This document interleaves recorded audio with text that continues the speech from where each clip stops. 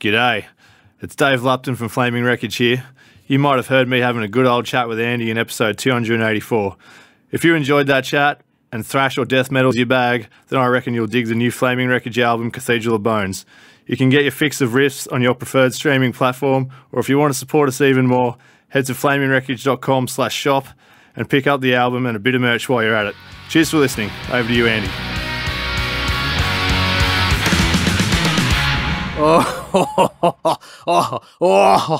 Episode 300 of the Andy Social Podcast is here. It's here. Wow. Now, I'm not going to spend a lot of time basking in the glory of 300, but I tell you what, 5.5, close to 6 years of podcasting. We kicked this off at the beginning of August 2015, I believe, and what a journey to date. Wow. I've recorded podcasts all over the world. I've had people from all over the world. I've had musicians, comedians, actors, authors, documentary filmmakers. I've had people that work in the science fields. I've had the wacky, the fucking hilarious, the I don't know. I've had like lots of different people from all walks of life, and I tell you what, I'm not slowing down. I've got so many people to continue to pursue and try and convince and twist arms to get on this podcast. But I've been so lucky so far. Just an incredible list to date. And well, this episode is no different. I've got, for episode 300, a return guest, somebody who hasn't been on the podcast since episode 22, almost at the beginning of this whole podcast journey. And that's Andrew Hudson. Andrew from the band Harlott, and in more recent times, also playing in the band Desecrator. Desecrator, had Jared and Riley from Desecrator on the podcast previously. And just a perfect person to have on episode 300. We had a great chat. We did a bit of catch up since the last time we spoke on the podcast, and I think you guys are going to really dig it. Just a fantastic chat, and I don't know how many other positive, uplifting things I can say about the episode that hasn't even started yet. So we'll kick into that in a moment. Now you can go to metalblade.net/Harlott to go and grab the latest album, Detritus of the Final Age. Go to Harlott Official on all the socials. You can go to desecrator.net. I'll have everything, of course, in the show notes over at andysocial.net and andydowling.net. But, blah, blah, blah. Enough crapping on from me. Please enjoy this great chat with Andrew Hudson. I don't know if there's any truth to this, because I haven't really been paying that much attention, but there's a bit of a perception that you've postponed and cancelled more shows than you played them over the past 12 months. Is there any truth to that, or is it just the way things appear to look? Well, it depends how people are making that accusation. if they're having a go at me for being flaky, like I didn't choose to shut down the country.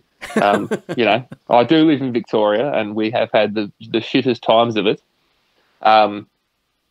Everything we've kind of tried to line up hasn't worked out.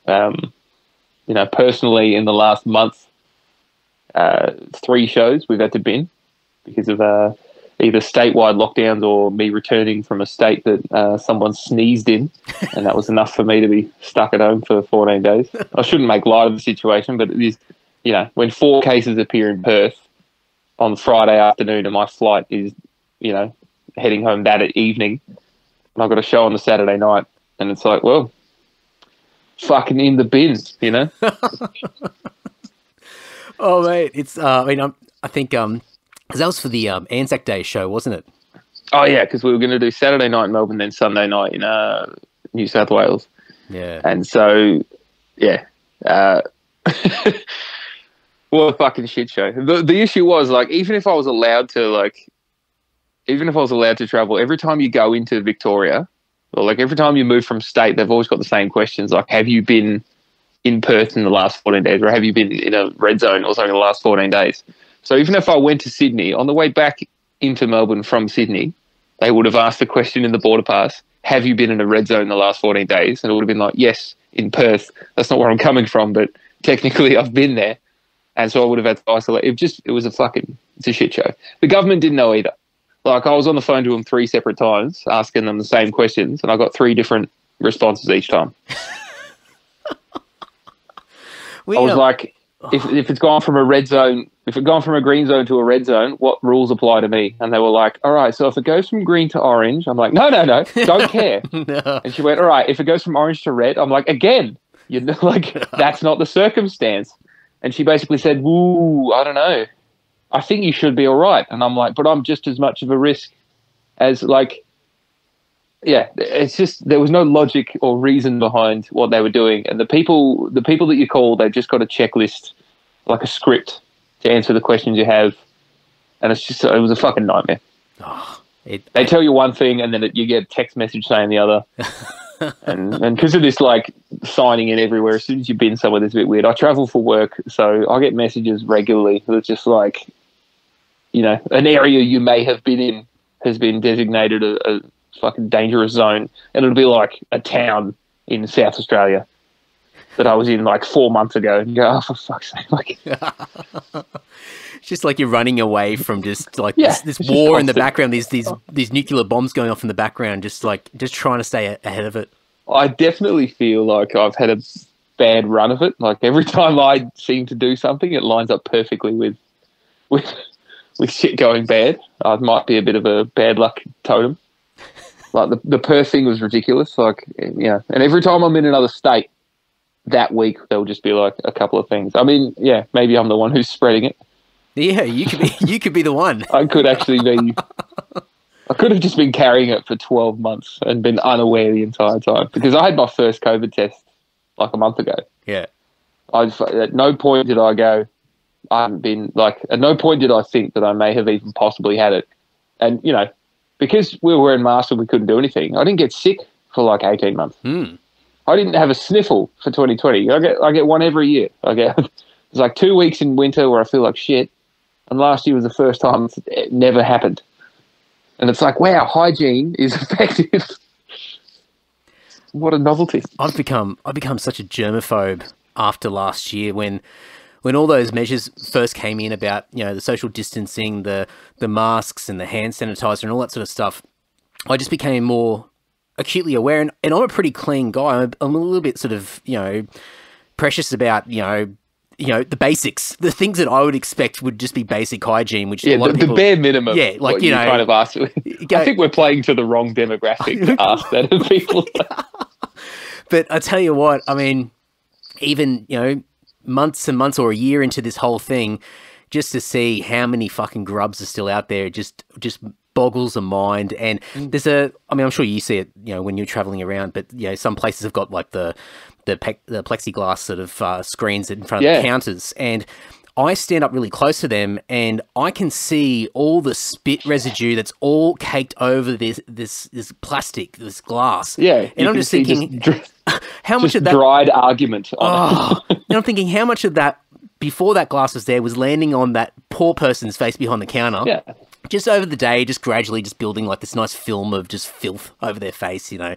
And then they give me shit because, you know, I'll wear a mask in a post office, and I'm like, have you seen this fucking glass, mate? Like, I'm sure the mask. You want to give that a Windex, mate? Oh, fucking hell, yeah. So it's and then just seeing, you know, the usual sort of shit, like, you know, people going for a piss and just walking straight out, just not doing anything. It's like, mate, I get you think that your dick's clean, but like, come on.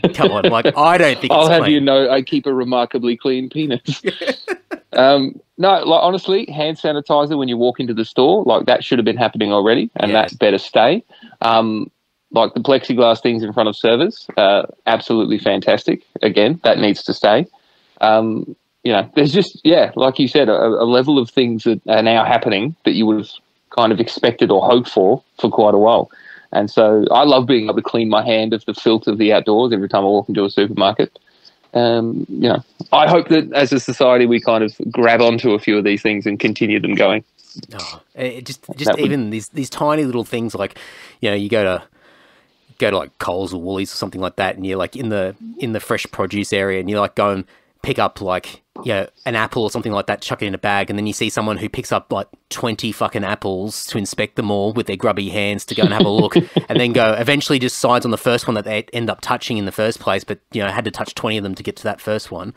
And you're just looking at going, oh, mate, now I've got to try and pick one of them, and then when I come home, I'm going to disinfect the fuck out of that apple. Because, What, you didn't realise how much you just touched stuff before this point. No, look, I'm with you 100%. Wax on an apple only does so much. That just keeps it fresh. It doesn't mean like 1,000 people aren't going to rummage through all of your groceries. Everything needs to be hermetically sealed from now on. And I mean, for us, like, you know, playing gigs over the years, I mean, you would think, you know, that our immune system would be pretty fucking amazing, given like the toilets at some of these venues and just the grubs that we interact with at gigs and things like that. It's just, you know, I mean, just rocking up to it. Like, even when things started to open back up here in Sydney, and you go to, I mean, we were both at a venue not too long ago, and, you know, the toilets are fucking, you know. The toilets are foul. They're a bit, how you going, you know? And you just think, mate, pretty sure we just went through a fucking pandemic. Maybe some soap, you know, just to start off with. I don't know. Water doesn't actually. We're like, we're using like, you know, disinfectant grade dishwashing detergent so that all the glasses are nice and clean. And it's like, what were you doing beforehand? Yeah. What the fuck had I been drinking until this point? With all this stuff that's been going on with, like, from a band point of view, and I mean, I can't even begin to imagine how much of a fucking headache this is, because for me, like, it's always been a stress just putting on a gig that just runs smoothly, you know, just from, you know, booking something to actually following through and playing the show. It's just like, it's fun when you're on stage playing, but everything else is just a pain in the ass. And at the end of it, you're like, oh, thank fuck it's over. But I can't begin to imagine, like, just the mental, and I mean, you might have a far more lax sort of approach with it all, but that mental preparation of committing to something and then having sort of, you know, everything pulled out from under you and suddenly going, well, that's not happening now. And then you've got to sort of mentally commit to a new date or cancelling it altogether or whatever. Have you just become far more sort of easygoing with this kind of stuff after several times of just having this shit hit the fan? Man, like, to get into that answer, like, we need a fair bit of time to unpack a lot of things. Go for it. And like 100%, you do commit yourself to these ideas. You kind of accept. You go, all right, we're going to Europe. You know, we're going to Europe. We were supposed to be there last year. You know, Harlott was going to go and do some festivals. You know, we were going to be playing with Blue Oyster Cult. We were going to be playing with At the Gates, doing a Slaughter of the Soul set. Ugh. Like, we were going to the Netherlands. We were going to Germany. We were going to be doing a bunch of things. And you kind of go, yep, that's on the agenda. I need to accommodate for that. I need to book, you know, around it for work. I need to financially, manage the flights. And, you know, it is a huge shift to kind of just be like, oh, all right, we're not going to go do that. And, you know, same thing with South America, with Desecrator, same thing with, you know, releasing an album last year, being like, all right, you know, should we even release it? The world's shutting down. People are a little bit more worried. It was that, you know, that two minds. Like, a lot of people are out of work. They're not going to be wanting to, like, you know, spend money on luxury items like, you know, Australian thrash metal band. But also, people are going to be at home more than ever. People are going to want new things to listen to, new things to check out. Like, it was hard to know the right thing to do. And, you know, the last 2 years have just been, you know, a plethora of uncertainty. But as far as, like, mentally preparing yourself for things, getting myself into the mindset to go overseas is much more of a just kind of accepting that that's what I'm going to do. It's not being like, all right, here's what I have to do. Here's my destiny. Here's what I need to go and fucking achieve. It's just kind of a, all right, that's the thing I'm going to go and do now. So when it got taken away from me, it was more of a kind of, all right, that's not a thing that I'm going to do anymore. I don't know. Everything that I've managed to do musically, I feel like has been more than I deserved in the first place anyway. So I try not to get too bummed out when the, you know, things don't line up, because, yeah, again, you don't want to moan about these kind of things, because, you know, the world was doing it really fucking hard, and all I was doing is missing out on a fucking, you know, couple of weeks holiday playing heavy metal.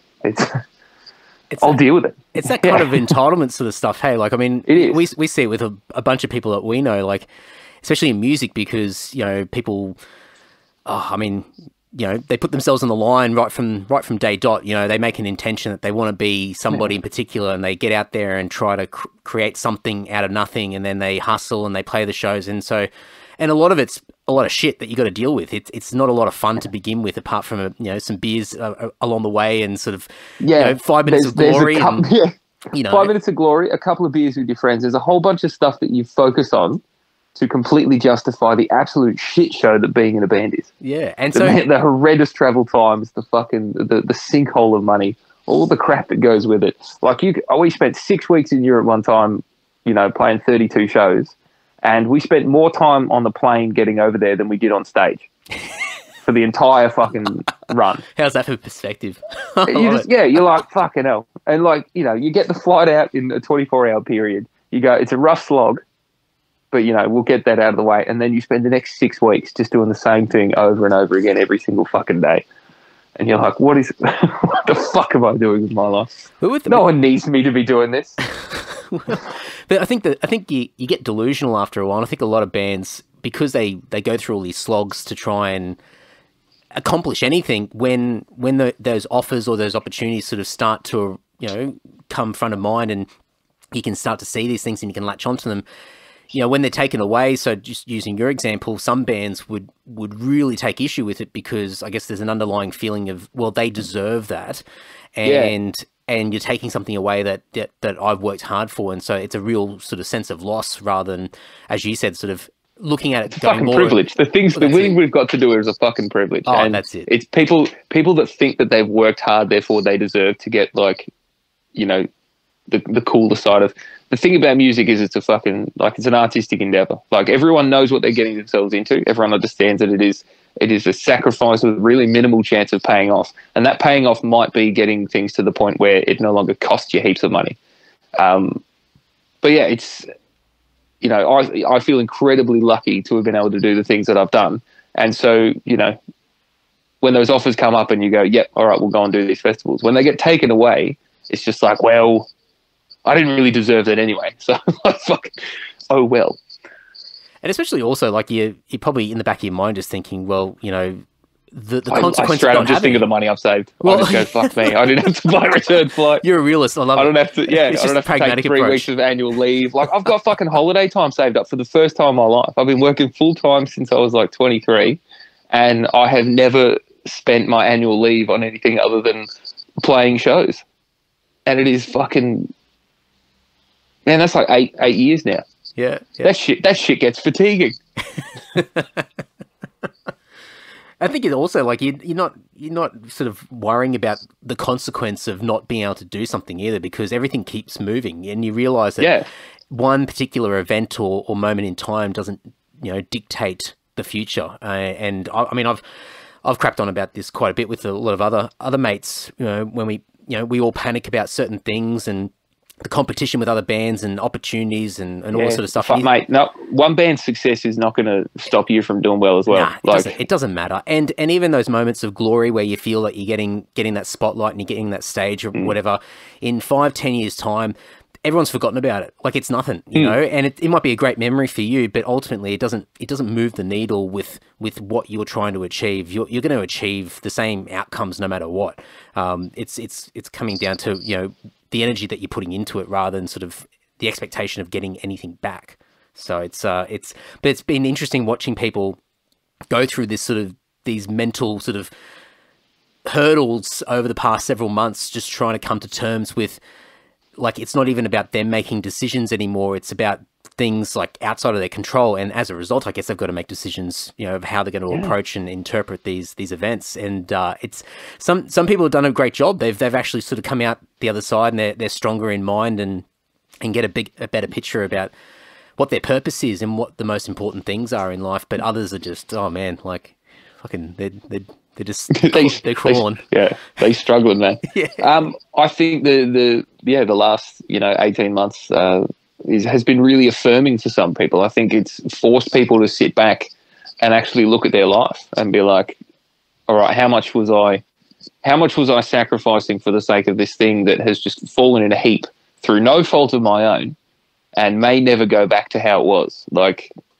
you know, I've spoken to many people that, you know, they realised that they'd been working a crap job for 10 years that would afford them the ability to go and play music. And when music completely packed up, they were just like, well, all I got now is this shitty job. So they're like retooling themselves. They're like, you know, relearning things.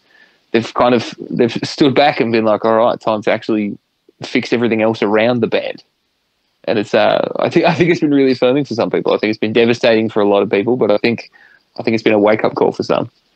Definitely that whole take it for granted sort of mentality that I think a lot of us have had. And I think the word that fucks everyone is that, you know, momentum. Momentum as a concept in music, it just really, really fucked up a lot of people. Because, you know, it's always about, like, you know, you got to back it up. You do something great, you got to back it up. You got to keep it going, keep generating interest in your band. And so when everyone was forced to just sit on their hands for a year, everyone had to kind of shake that mentality and be like, all right, we can't do anything. I mean, we could do crappy social media stuff, but, like, you know, at the end of the day, you need to change up that mindset that, you know, you need to just constantly be doing stuff and constantly be generating things, and you know, focus more on making sure that, like, what you do, or, you know, what you get out of music and what you do put into it is going to be, you know, worthwhile for you, not detrimental to yourself and those around you, and is going to bring something positive to your life and the world. Were you worried about that pause in momentum and that disruption of momentum with the album last year? Oh, I fucking could not care less. I knew people were going to listen to it regardless of when it came out. Like, you know, people who liked the band were going to pick it up. If it took 5 years to come out, if it took 2 years, like, people were just going to, you know, listen to things. If, you know, you can take 10 years in between albums. I like to write music. That's why mine come out every 2 to 3 years. So, you know, adding another 6 months, fucking who cares? Add another 12 months. See, like, doesn't matter. I remember as a kid, like, you know, bands like Metallica and whatever, you know, would take years and years and years to release another album. And as a kid, it seemed like a lifetime. But now I look back and go, okay, there's just a sequence of albums. Like, there's no time in between. It's just their catalog. And so, yeah, they were fucking having kids. They were living life. Like, leave them alone. Get off their back. Leave them alone. Yeah, okay. But they don't work for you, all right? But it's funny how just time. I mean, I think we're always sort of so swept up and stressed about what's going on right now, and every decision that we make right now is a make or break decision, and it's going to dictate, you know, everything moving forward. And I think so much of this stuff just is not important. It just doesn't matter that much. And I think, you know, when you get, you know, 5-10 years down the track and you look back, I mean, all those other things that you put so much energy into, really, I mean, they're just not registering. They're just not showing up. They're a blip in the radar, and most people, bar yourself, have forgotten about them. So, I mean, yeah. I see it as a positive thing, but I think a lot of people probably just get their hearts broken when they think about it and go, oh, you know. I think life's too short to get yourself upset about things like that. Have you always been like that, though, or is it more of a sort of, you know, more recent? I don't think I've always been this jaded. I think it's definitely been a gradual process. I think it was a process for me personally to. There was a huge shift in my mentality in the last couple of years, going from it being something that I wanted to do to being something that I could do to being something that, you know, I can do to being something that I want to fit around the rest of everything else that I do. Like, you know, when I was 25 and we were going overseas to do Annihilator, you know, I was like living the dream. And when I came back from that tour, I had that real, I was like, man, if I tried real fucking hard and if I applied myself, moved to Germany, moved to London, did this, like there was all this stuff that I was like, I could do. But it took me a while to realize that my mentality was wrong, because I was pushing myself towards that because of an opportunity and not because of actual desire. Like, I felt like I'd been handed, you know, a life that, you know, everyone I knew, all of my friends, everyone that I was in bands growing up with, like, it was an opportunity that everyone strived for and everyone desired. And I thought it'd be really fucking dickish of me to do nothing with it. So there was this kind of, like, pressure I was putting on myself that I should be chasing this dream.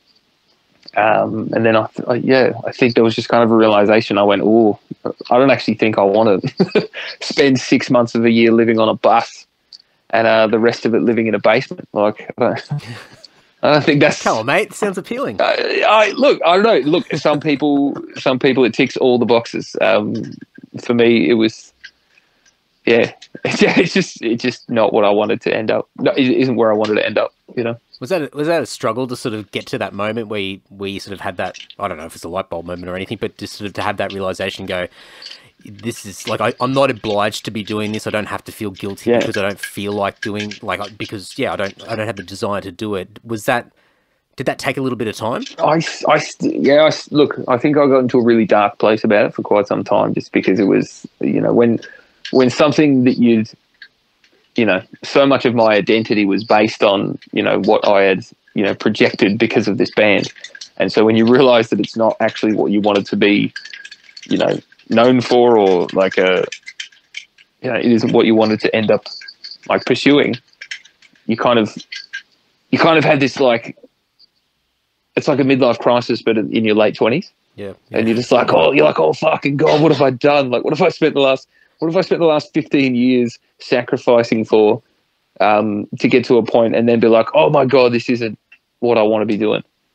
Like the level that I've been building up to is not where I actually wanted to be. And, you kind of do have a bit of a freak out when that happens. But then there's this awesome acceptance when you realize that because it is an artistic adventure, and because it's not, it's not my salary job. It's not something that I'm doing because I'm forced to. It's something that I'm, privileged to be able to do. It's entirely up to me to choose how I do it and how seriously I take it.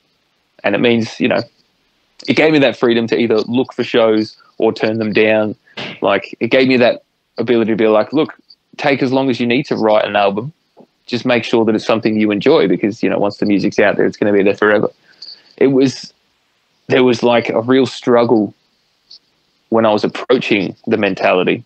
But then once I'd kind of accepted the freedom that it gave me, it was really uplifting. And it's helped me just to kind of relax with it all. And that's why, when we, sorry, we're going to have to cancel some festival slots, you go, oh, fuck it. Like, it is what it is. It is what it is. Like, I can't do anything about it. I'm not a fucking, microbiologist, good enough, a virologist to, I wasn't going to be able to stop the virus. So I just had to, deal with what I had to deal with while the world healed itself, It's like that, I can't remember what the actual term is, but it's like that circle or sphere of control where you've got things within your control, but most people are often worried about the outside circle, where it's all the things that you can't control, but that's where you put all your stress, your anxiety, your energy into, instead of just worrying about, it's sort of like tidying up your backyard. Keep your backyard nice and clean and in order. And most people just fail to look inwards and always are looking externally and worrying about all this sort of shit that ultimately they've got no control over. Exactly. It's it's a really important thing, that a therapist will tell you. It's like the only thing you can control is your actions and how you respond to other people's actions. Like, you can't expect people to, like, people are too obsessed with, how someone else is acting, what someone else is doing. And it's like, all you can do is what you can do. And it's like, all you've got power over is yourself. So, like, there was no point in getting upset about what was happening, the ridiculously minute ways in which a global pandemic affected me. It was ridiculous to the thought of getting upset about that. Like, how self-absorbed would I have to be upset that I didn't get to go and play some festivals because people were dying too much.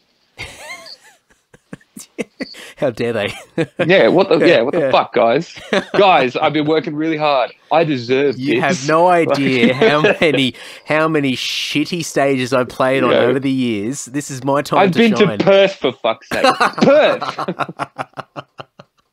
This was my fucking payback, and now you all had to fucking shake hands, didn't you?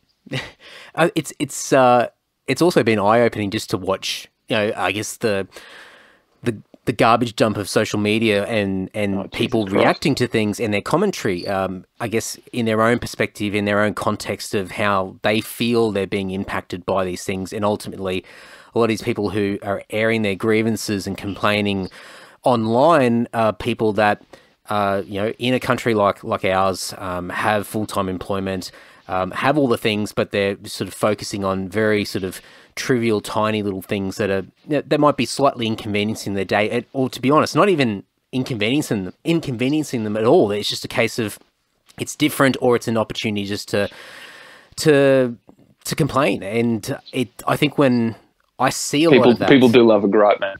They do. Love a gripe. It's intoxicating. I mean, it's totally intoxicating. I fall into that myself every once in a while, but it's interesting just to watch people react like that, because I think it's always been a great way to learn lessons and to go, okay, I will never say that. I will never act like that. Yeah. I'll never make a statement like that. I'll never have an opinion, or even if deep down there's just a little knee-jerk reaction to something where I feel that if I wasn't thinking before I speak, if that was going to come out, I know just to cut that off and just go, no, that's absolutely ludicrous. Do not say that, or do not even think it. It's stupid. You're an idiot. Keep it inside. Yeah, read the room. Yeah, read the room. Read the room. Yeah, a bit of self-awareness. But I think it's really indicative of just how incredible living in Australia is. That you can tell that by the things people are complaining about. Yeah. Like, oh, fuck it, my favourite park to go to is more than 5 kilometres away. And you go, oh, no. Like that's how good life was here, that, like, it didn't take much before people were just, like, outraged about what they had to endure.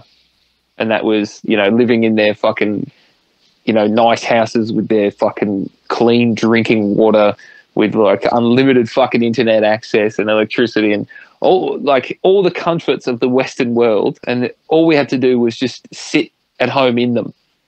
Most people were getting paid to do fuck all, and people were just still furious about the situation. People were just like, this is unacceptable. Tapping away on their phone all day. Yeah. I mean, look, I'll admit, the thing that fucking gave me a bit of the shits was the fact that, like, because I work in one of the essential services, I didn't stop. So no matter what level of lockdown we hit, no matter what level of restrictions, we rose to, I didn't stop just working full time. And so when I was, see people at Thursday being like, I'm so fucking sick of being stuck at home, getting paid, mind you, while I was, like, at a fucking refinery working on, just fucking huffing petrol fumes, just being like, diddums, cunt. Like, you just go, oh God. I think the one that irritated me was just the people just at home, and same sort of situation, and just typing on Twitter or Facebook or whatever, and just saying, I'm bored. And I'm just like, where do you start? And you don't. You just got to let them. You just got to let them just float away, and you just can't interact with it. You're just going to lose a chunk of your life that you're not going to get back. But it's just incredible how, I guess, so insular and self-absorbed people are, and they're so oblivious. They've just got no awareness whatsoever to even acknowledge that what they're saying is just absolutely absurd. It's just this autopilot sort of existence that a lot of people live in, and it's just a reactive approach that people have when they just see things, or they just feel like, I'm just gonna. It's like, hey, Top Dog, Ian Griffiths. Now, I wasn't expecting to put Toppy into this episode, but I've been referencing him so much lately. But this is an example of a guy, and look, I'll give him plenty of leeway. I mean, the guy's got a few challenges in his life, but here's the example of a stream of consciousness. All day, every thought that comes through his head, he's just typing it out as a status update. And I don't know about you, but it is entertaining to watch. And I often get a real chuckle out of the things that are just coming out of his head. But I see that same stuff replicated by people that don't have the same challenges as Toppy, have a really, well-paid career, highly intelligent, have never had any adversity in their life, and I see the same sort of stuff coming out, and if anything, worse, and not even entertaining, and there's not even an element of humour, even if Toppy sometimes doesn't even try to be funny, he's just naturally funny, and I just see other people do it, I'm just like, you just got no clue. You just got absolutely no clue. It's an incredible parallel you're drawing between, everyone's favourite Australian rapper and just the, people's inability to realise what needs to be said out loud and what would just be best, left to yourself. And, I think that is the issue with social media on the whole, is the fact that it's given everyone a soapbox to spout whatever it is, whatever it is that comes across their minds. My uncle is a terrible abuser of that, and nothing gives me more joy than pointing out the holes in his ridiculous thought processes. But yeah, look, I don't know if social media was really divisive in the last 18 months because of how politically charged everything became, because of how ex-government was handling it, and of course having the American president that they had, that obviously just made everything a little bit more amusing. But fuck, I don't know. Definitely, it definitely brought out. I was going to say the best and worst, but I think it was mostly the worst in people. I just think, regardless, it was just... and I found myself, and I'm certainly one of those social media whores where I'm just constantly like posting just different stuff and spending a little bit too much time online. But even I was starting to like try and be more intentional about spending time away from from social media. And if I'm doing that, then I know it's definitely not great. So it was definitely an interesting, and it still is at the moment. But I mean, it definitely has calmed down a little bit compared to what it was even just a couple of months ago. So it's so I was, as a Victorian, all I had to deal with was Dan Andrews hate, just vile hatred of Dan Andrews, like hilarious ones, like people I've known for a very long time that are just being like, I won't be fucking locked indoors. You can fucking eat a dick, Aunt Daniel Andrews. And all I can think is like, I've seen you twice outside your house in the last 10 years. Like this is playing right into how you like to live. But as soon as you force someone to do what they were already doing, it's totally unacceptable.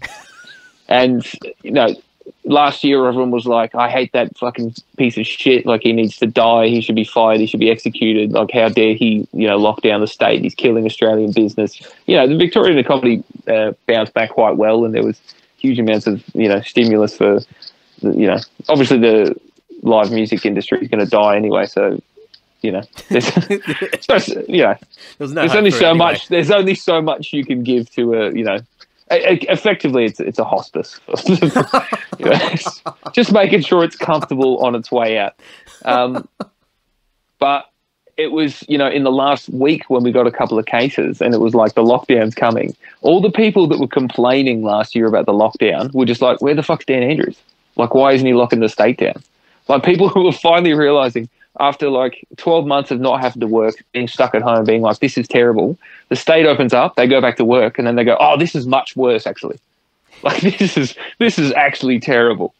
I will happily go. They're just sitting there going, where's Dan? Come on, we need the lockdown. Like, people just begging for a week off. Like, it's this fucking insane, like, just switcheroo. They would never admit it. They would never admit to missing Dan and his fucking daily updates. But, oh fuck! It's been such a weird year. And I think, as you said before, like seeing people that I think it's been a real. It's been tough in a way, because I think, and it sort of echoes a lot of the thoughts I've had over the past few years, especially doing this podcast, because I always joke about, I'll have a mate on and we'll be talking, and where else do you have an opportunity to talk for like more than like 10 minutes anywhere? Like if you see him at a gig, it's sort of like there's noise everywhere, you're having beers or whatever. You're shouting at them. Yeah, and you're not really, you're not having a deep and meaningful or anything like that. And so the podcast has been really good, and I laugh because I've known you for 10 years and I didn't even know that, you did that or you did this. You're a fucking idiot. Yeah, and now social media is like sort of uncovering all these people that you've always been chummy with at shows, you might have played some shows with them or whatever it is, and then suddenly they've just had just a little bit too much time on their hands, sitting at home, twiddling their thumbs, and they decide that they're just a little bit irritated that day, and they want to put an opinion on social media, and you just go, whoa, you're a fucking gronk. Like, you're an absolute moron. Like, how can you say insane. that? I mean, it's that old saying, like, don't discuss religion or politics at the dinner table. Yeah. And it's fucking true, because you can have someone that you like socially, you love them, you think they're great to hang out with, and then they say that, they let their opinion out. They let their opinion out on, gender politics and like, religious views and this, like all kind of things. They spill the beans. They let it all out there. They go, I'm happy for people to know this about me. I'm happy for people to think, know that I think this way. And they just spill it. And you read it and you go, oh, man. Oh, I can't believe I bought you a beer that time. Like, you're devastated. And like, legitimately, it changes, who I do business with. Like, you know, I'm in a position of privilege. Like the band got to a point where I didn't need to beg for shows. I didn't need to try and get us heard and stuff. So I went, all right, well, if I'm no longer at that point, I am at least going to use that relative level of notoriety to pick and choose who it is that we work with, because I don't want to, you know, I don't want to be supporting people with vile opinions. And I know I shouldn't, like, you know, get it involved, but I couldn't consciously, you know, continue to, you know, play shows with certain bands, or, you know, record or rehearse at, you know, certain places, knowing the things that I knew. I think also it also, like, it's the opinions are one thing, and that's always, like, you know, that sort of extreme sort of highlighted thing, but it's like the motivations behind the opinions and where it comes from. And you just think that, you know, those qualities in a person, whether it be, you know, whether someone's naturally, like, you know, always plays the victim card, you know, they're pessimistic, or, you know, just even just not giving people an opportunity or having the perspective to be able to understand, you know, that empathy card, the emotional intelligence sort of thing. And you think, if putting your actual end opinion aside, you're demonstrating so many qualities and behaviors that I just, like, as you said earlier, like, life's too fucking short. Like, I really don't need time taken away from me to be spending time with these types of people that emit these qualities that are just so destructive. And I think for a long time, I've always been one of those people that, you know, I've always, you know, as cheesy as it sounds, like trying to champion for, like, you know, metal musicians and metal bands and gigs, and trying to build it all up. And it doesn't matter, as long as you're playing, you know, playing in bands and you're getting out there, I'll support and really back anybody and give them the time of day. And over time, and especially in the last, you know, 12 months or so, it's just been such an eye-opener where I'm thinking, I don't need to be, I can still come across that way in certain respects, but I can be far more selective, because ultimately you just want to work with people, and you want to be associated with people who have some fucking values, have some decent values, and actually, you know, give a shit about other people, and are not so self-absorbed and playing the victim card and have no empathy for anybody else. It's insane. It just says so much about the people that they are when they go on these rants, and you go, I can't overlook it. I just can't continue to pull the wool over my eyes. You know, I had a friend once, you know, regarding, like, you know, who you will and who you won't work with, me kind of putting my foot down and being like, I don't think we should deal with this person anymore. My mate said, nah, man, my wallet doesn't have a conscience. Like, as far as business was concerned, business was business. He was like, he can think what he thinks. If he does us a good deal, he does us a good deal. And I was like, I think we have to be, I feel like we should be better than that. I think especially if you can, I mean, there shouldn't be an excuse, even if you can't afford to think that way. I guess you have a little bit more understanding or flexibility that sometimes people are limited in their choices. But I think when you start to get into that more sort of privileged realm where, as you said before, like from a band point of view, you don't have to beg and plead for opportunities. Like, you know, I'm sure you guys are in a position now where, you know, a lot of the time people are coming to you and saying, hey, would you guys be interested in playing a show? And you can make that call yourself. And so, I'll totally vet them. I mean, and you're right, because it is an artistic, you know, kind of pursuit. Like, you know, we don't owe anyone anything. Like, we can choose who we will and won't, you know, work with, who we will and won't rub shoulders with, and no one should get their panties in a bunch. I guess that's that integrity part, isn't it? I mean, I think probably a little bit more prevalent. At least it's been for me in the past several years, where, you know, that whole integrity piece is far more front of mind and important to me than it was in the past, where it was a little bit more, you just throw yourself out in every direction and just whatever. You weren't really thinking about it. But now it's more of a, you know, some people will give it the wanky term personal branding. It's your reputation, you know. It's what makes sense to you and your core values, and you've got to stay true to all that kind of stuff. And as soon as you start compromising that, you compromise absolutely everything. Yeah, you know, if you're letting, you know, something through the cracks, then, you know, where does it end? Where does it start? Where does it end? These are heavy topics. It is, and I'm going to dig a little bit deeper before I go in another direction. But I don't want you to go into detail. But Jono, old Jono Barwick, Fierce TD, and I know you... Barrick. I call him Barrick. Barwick. He spells it. He says his surname wrong, and I'll let him know that every time we talk. The W is not pronounced.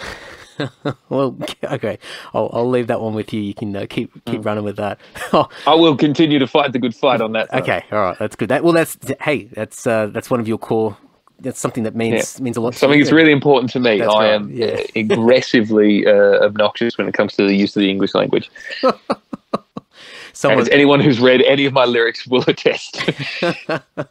This guy has got tickets to himself.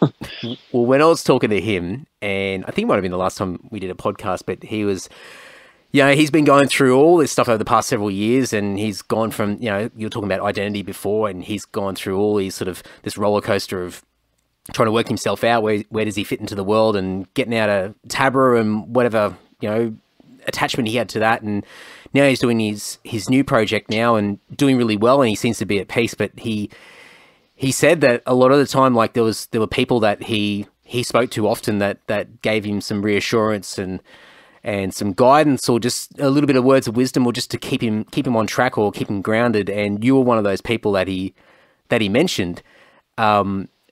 And I'm sure you can't hold me responsible for what he's doing.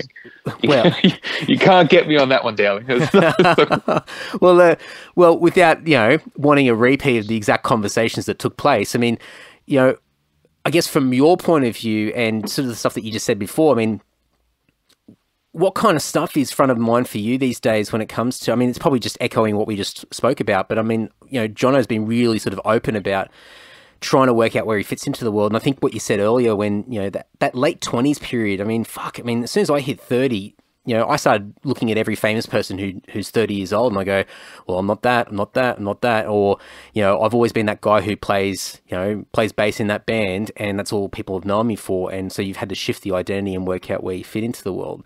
I guess I'm throwing lots of different things at you at the moment, but I'm just thinking, like, what sort of things are you thinking about now when it comes to yourself and where you fit into the world? And do you have an identity, or do you just sort of exist now and that's more peace to be able to sort of run with that, rather than sort of being fixated on particular interests that drive you and you look for that external validation?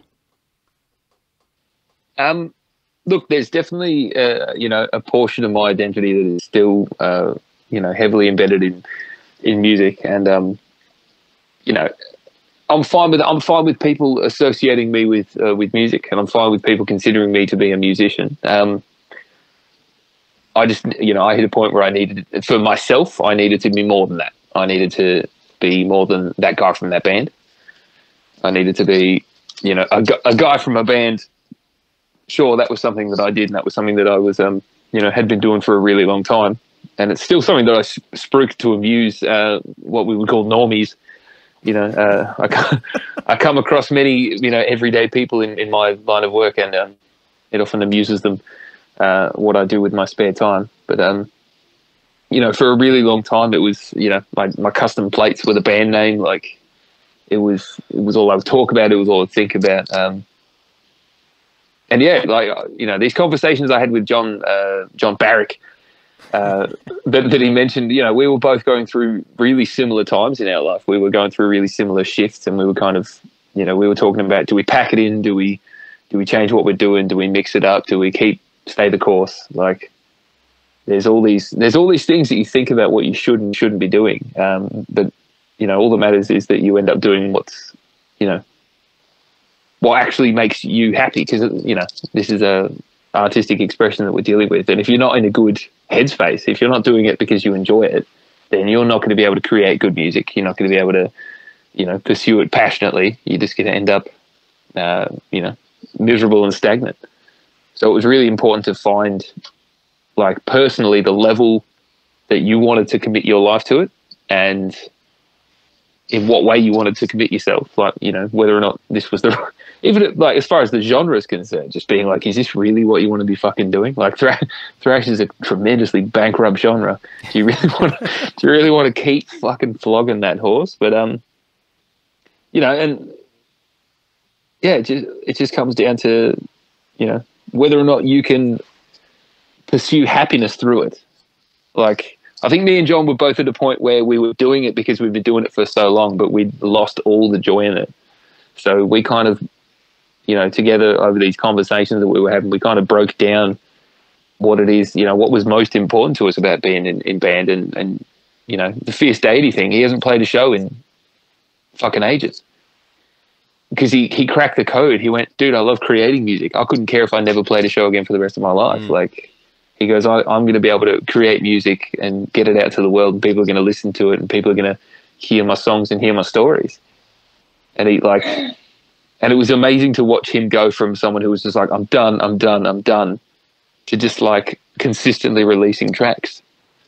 And it's not like it was a huge shift from Tabara anyway. Like, these were just unreleased Tabara tracks that he put a new name on. Yeah, totally. But I mean, I've seen the change in him. I mean, just interacting with him, and I can't remember what it was. Must have been 2019. Yeah, it was, obviously we weren't flying anywhere yet last year, but I just by accident ended up on a deferred flight down to Hobart, where I had to spend 8 hours down there, and met up with Jono, and just had coffee and just hung out for a bit, and just sitting there talking to him, and just the guy just had, I mean, just a completely different person. I mean, it was still Jono, it was still the guy I knew, but it just seemed to be weight off his shoulders. He was just light in the way that he just was talking, and he just didn't seem to be weighed down by stress and things like that. And the way that he spoke about what he was involved with and what he was doing, as you said, like that whole cracking the code thing.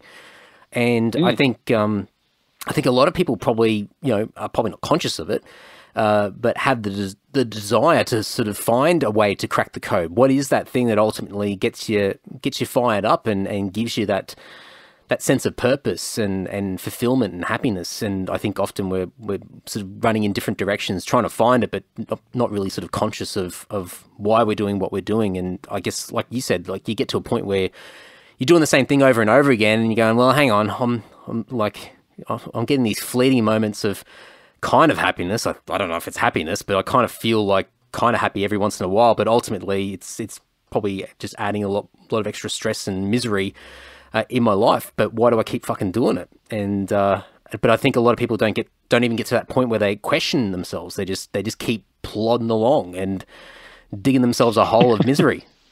The blindness of faith. It is seriously like a really important thing to do, is to work it, because like when you're in a band, you need to eat so much shit. Like there's so much of being in a band that is not actually just the music part, and some people love it, some people can handle it, but a really important thing is to, like, when you look at all of the facets of running a band, and working out which parts of those you hate, and then working out whether or not you can continue the band without dealing with those things. And I think that was that's Jono's success, is he's worked out the parts that he didn't enjoy and the parts that he did enjoy, and he's just gone, all right, well, I won't even deal with those. I will restructure how I do music so that I only do the things that I love. And just, it's a non-traditional path. I mean, it's becoming traditional because, a lot of bands got forced down that path over the past 12 months, but he's kind of pioneering it in his own little way and making up his rules. And I think he's sort of, part of that, these light bulb moments that he's having is just a case of, like, I can just try something, and if it works, then bonus. And if it doesn't, at least I've got the satisfaction of knowing that I actually fucking put myself out there and gave it a go, instead of just sitting back and trying to wallow in what I think is a level of comfort or familiarity anyway. And I just, I just really admire what he's been doing. And I noticed that I'm a lot more in tune with that, and seeing how people sort of behaving these days around sort of trying to find their spot, their place. And it doesn't have to be the traditional sort of things that we've all expected to be served up on a plate to us. Fucking the total fallacy of like playing shows to get noticed. Like, what label executive is going to shows these days? I mean, you don't have to. You like the internet has simultaneously killed the music industry, but also just opened it up to absolutely everyone. Anyone can now create music, record music, and release music. And it meant that there's no money to be made out of the things that we're doing, but it means that if what the joy you get is from creating music and sharing it with the world and having people enjoy your music, then it is easier to do that than ever before. And I think that's the important part to me, is that I get to create music and I get to, have people listen to it, because, that's the payoff for me. And I guess even for those people that still want the itch of playing, it's, I guess, and this is something that a lot of people may never even get, or it might not click with them, but as you said, like the purpose of playing live in respect to getting noticed or getting opportunities and things like that is, I mean, it's such a rarity. So really the purpose of playing live is really for the sheer joy of it.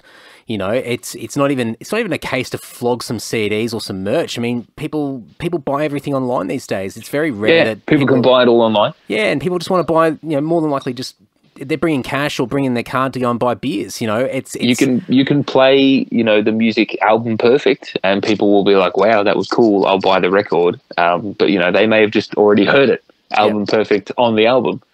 So live the bands that are doing well now are the bands that are doing live shows that are gimmick heavy and theatrically drenched. That's if you're going to put on a fucking show, put on a show. Yeah. Don't just play gigs. That's it. Yeah. No corner of the pub anymore. And I mean, look, power to you if you just, that's your vibe and you love doing it. But if you're doing that with the intention of trying to get opportunities and try and get success, then you're way off the mark. And you should have no delusions about where it's going to lead you. Yeah, absolutely. I guess just with this whole this shift and I've gone through it myself, and I've seen a lot of other people go through it. Did you find, to help you balance it all out, did you find that there was things outside of music that sort of helped you create that balance, or where you started to find interest elsewhere, that so you weren't so mentally taxed by the whole music world and the whole pressures of wanting to be the guy in the band or be the musician, and that whole identity piece? Were there things outside of music that sort of helped sort of stabilize you a bit more? There's definitely some things in life that I've learnt to appreciate over the couple of years, like over the last few years. I think that just kind of comes with age. You hit that kind of nesting age where you actually love having your own place and you love having it set up the way you want. And, as tumultuous as my existence was, a couple of years ago, I've got myself set up pretty comfortably and pretty happy now. And it's, that definitely makes decisions harder to make. Like when you've got a really nice life at home, leaving it for the sake of playing shows just gets harder and harder. And there's two edges to the sword. This is a conversation I've had several times the last few weeks. But there's two edges to the sword. There's this, the part that cuts that's good, and the part that cuts that's bad. And the downside to what I was doing just kept getting sharper and sharper. What I was sacrificing and what I was leaving behind every time I would go and do these shows or do these little tours. It just got more and more difficult to to walk away from every time I needed to do these shows. So I think it was again, it was that the glorious thing about living in the country that we live in and living in the age that we live in is that it's not hard to have a really good life here, and it's it gets hard to justify jeopardizing such happiness and comfort and kind of familiarity for the sake of something that you kind of realize that you don't even want anyway. It's kind of like I think you said earlier, sort of in your early 20s, whatever, you just roll with it, and you've got nothing to lose when you're early 20s. Like 100%, you've got barely relationships with anybody, and if you've got a relationship, it's hardly solidified, or it's got nothing there. Jobs, whatever, you're usually in an entry-level job or something like that, so it doesn't really matter too much. You more than likely haven't had the privilege of owning property or any assets or anything like that, and so everything comes second or last. It's always the band. I mean, I remember just walking out of jobs and just saying, well, if the job's not going to give me the leave, then I'll just find another fucking job, and I'll just keep. Yeah, because the band always is priority. Band's number one. I definitely had that conversation with the manager, and I said, look, I'm going away for 6 weeks, and I'll either come back here and work for you, or I'll come back here and won't, and it's entirely up to you. Like what you say isn't going to stop me from going. And I would never do that now. Yeah. I would never fucking do that now. And yeah, I think it's now. I mean, I'm similar to you. I'm really lucky. I'm lucky to be where I am. I'm lucky to have the things that I have, and I've got the level of comfort. I've got the people in my life that mean the world to me, and I don't want to fuck with any of that. And so, and I think it doesn't have to be one thing or the other. It's not just, picking one thing and sacrificing everything else. It's that balance piece. And it is. It's as the band falls further and further down your list of priorities. So when it was no longer number one and it starts to, drop down to third or fourth, and that's when you realize that, okay, if it's fourth on the list, it's got to fit around 1, 2, and 3. Yeah. Like it's got to fit between those things in my life. I don't know about you, but especially like from our side, I mean, I think it's when we one is pale ale, two is at times it's a bit like that.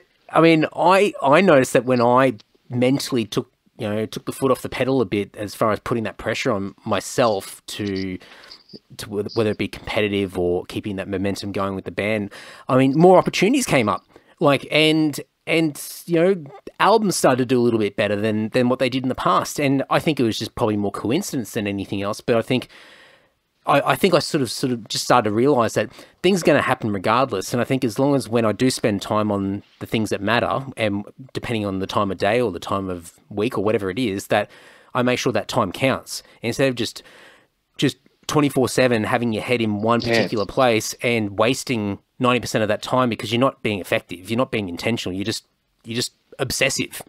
You're not getting anywhere. And so you just realize that you don't have to be 110% in one space all the time. You can still get the same results, if not come out with better results by and being people can smell that shift in mentality. Yeah, I think so. And people often come up after a show and go, "You guys look like you have a lot of fun up there." And it's like, it's because we do. Because if it wasn't fun, we wouldn't be fucking doing it. Yeah. There's no other reason to be up there than for sheer enjoyment. And you can take yourself seriously all you want, but like people enjoy watching a band have fun a lot more. Yeah. I think, and then the opposite side of that is that sheer desperation, that anger, that anxiety that emits from people, where it's this, like we said earlier, it's like that feeling of entitlement where, we're the ones that are on stage now. You need to pay attention to us because we've worked our asses off and we're up here. So pay attention to us, and why, like, especially like the whole singer thing, like, you get a singer on stage, and I mean, hey, you might have done this in the past, but very small room. Not everyone's really getting to the night. It's just the vibe's not quite there. But the vocalist just wants to get a little bit angry at the crowd, because how dare the crowd not fucking make any noise or fucking move around or move up to the front of the stage. Yeah, it's like, come on, you're the entertainer, dickhead. And just start abusing the crowd because the crowd's shit. It's the crowd's problem, and suddenly, where's the fun anymore? Like, it's not fun. And so, I've certainly stood at the back of the room and watched a band just dig themselves a hole on stage out of sheer frustration because they're just not happy with the direction it's going. And I'm like, you're not helping. You're not putting that energy out there to give anybody the reason to want to move closer to you. If anything, we're all taking a step back. It's just we're gonna creep away into the darkness and let you just round out your 20-minute set of garbage. But anyway, just finish and fuck off.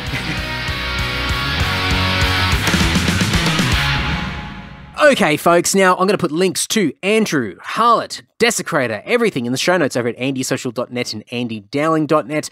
Of course, go and pick up the latest Harlott album if you love a bit of thrash metal. The album is called Detritus of the Final Age. It's available everywhere, I assume. I'm going to put all the main links in the show notes so you can go and check that out and support.